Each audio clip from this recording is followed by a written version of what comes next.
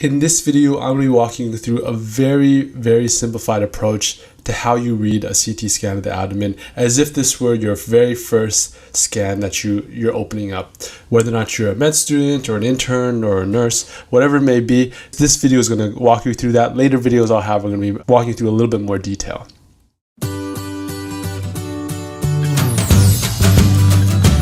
For more educational resources, like our medical ID cards, check out medicalbasics.com. And before we get started, this case was from casestacks.com, which is a repository of cases that can walk you through whether or not it's X-ray, CT, or MRI.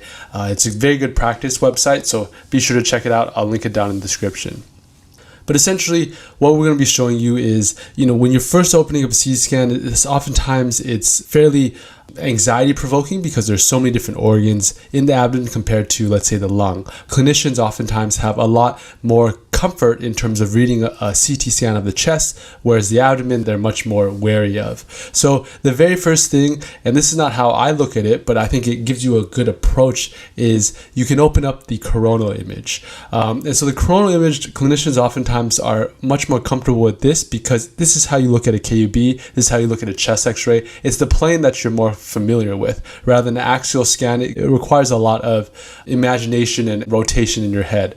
So the first thing is just kind of looking at the major organs. This is going to be our liver. This right here is going to be our pancreas. This is going to be our spleen, our kidneys, and down you'll find our ureters. If you follow these guys right down here, those are your ureters. They'll eventually lead up to the bladder if we were to follow it close enough. Down all the way down here is going to be our bladder, and then these are going to be all of our major vessels. So this is going to be our SVC, and into our iliacs and bifurcating, and then on the left is going to be our aorta, and that's going to be bifurcating as well. All these small loops are going to be our bowel. So down here, the ones that kind of course on the outside, so the most external ones, and as well as this one that comes across here, that's going to be all of our colon. So down here is our colon, and if we go at the very bottom, we're also going to see our rectum down here, and it'll be a little bit easier in my opinion to see it on axial, but this is going to be our descending colon, our splenic flexure. It's going to go into our transverse colon, which typically kind of makes a little bit more linear approach, but that's okay here. And then this is going to attach to our hepatic flexure down to our descending colon, and then we're going to attach where our ileum is going to attach right here, right? So this is going to be our cecum and our ascending colon, right? So those are our major bowel structures, and also obviously anything central is going to be more of our small bowel typically. So if I can walk you through here, this is going to be our stomach. This is the first portion of the duodenum. This is our second portion of the duodenum. This is our third and then our fourth portion of the duodenum. Then I'll go into the jejunum, which you often see in KUBs, kind of loops around here, like in the left lower quadrant, left upper quadrant, kind of go back and forth, and the ileum kind of lies in this general area. And then I forgot to mention, it's going to be your gallbladder right here. So that's kind of giving you the lay of the land in terms of a coronal image, and I think people are oftentimes a lot more comfortable with this. The next thing that I'll show you is the axial image, and I think this oftentimes is more difficult just because it's a plane that you're not necessarily used to, but you can imagine these are just slices that are going up and down into like your belly. So this is going to be our liver right here. We're going to be seeing our vessels that are going to be our portal veins. There's going to be two of them, our hepatic veins, dumping into our IVC. If we were to follow this all the way down, we'll follow this, follow this, follow this. This is going to be our IVC, and then it bifurcates. And then here were our renal veins that are coming in. We're going to have our aorta right here, which is our major vessel. In the abdomen, it's going to have branches of our celiac trunk. You're going to have branches of your SMA. And then your IMA is going to be a little bit smaller, but we'll see if we can find it. And so that was your IMA right there. So it kind of comes off right below the renals come off. All right, so those are going to be our major vessels. This is a lot more that we can talk about, but those are just going to be our major ones. This is going to be our stomach right here. And remember how we saw the duodenum had a course that was kind of like going down in our first and second, then third and fourth, something like that. We'll see what it looks like here. So your stomach is going to come down here. This is going to be the start of your first portion, your second portion, where I'm scrolling down right now, so it's in a vertical plane, and then it's going to be coming across. And so this is going to be our third portion of the duodenum. So it's going to be coming across horizontally.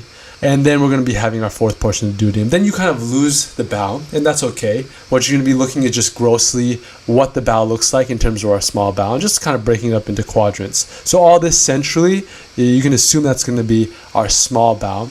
And you differentiate that from our colon based off of when you go upwards. So you just find the colon. The colon is going to be a lot easier. You should be able to track it in every single patient, just maybe a little bit more difficult. I'm going to walk you through. So currently I'm scrolling up. I'm scrolling up, and then I lose the bowel. Well, then I scroll down. Okay, so there it continues. Now I'm scrolling up, and I lose it again. So I scroll down, and then now it loops back around. So there's sigmoid colon.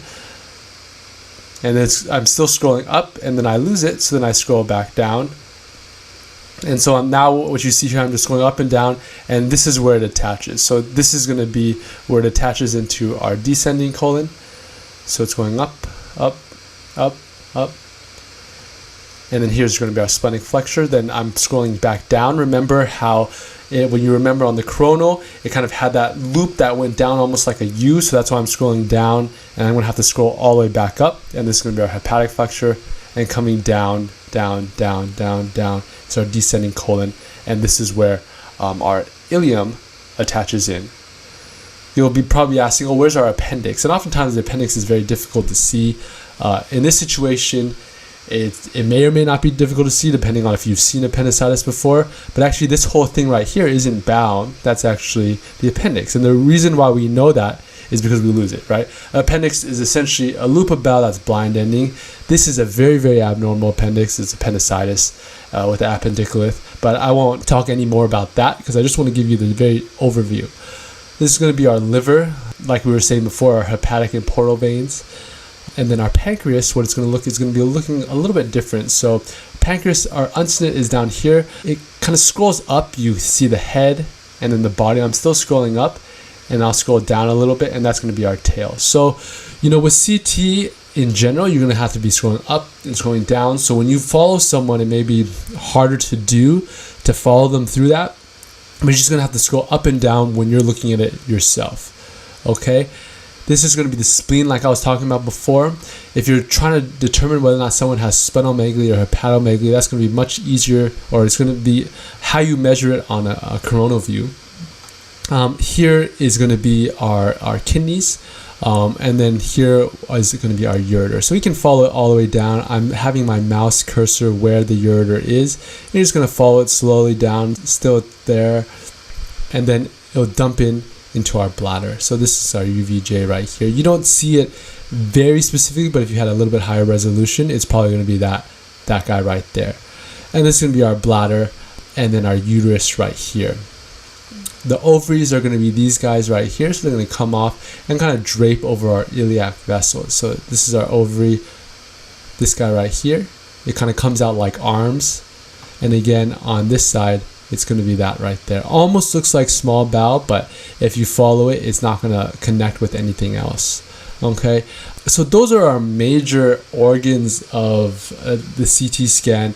There's a lot of vessels, there's a lot of different other aspects that you're going to be looking at, but as a med student or as an intern, what you're really going to be looking for is there free air? Is there any type of dissection? Is there some laceration, some very large mass? And typically we're going to be putting numbers to where they are, but at least you'll know what these different organs are. So then you'll be able to kind of be able to see it on different planes. There is a sagittal plane as well, and really what I use that for is going to be bones, but I'll save that for another video. This is just kind of giving you a very basic overview of the different organs within a CT scan. Be sure to check out medicalbasics.com for more educational resources like our H&P notebook, and don't forget to subscribe to our channel for more tips and lessons.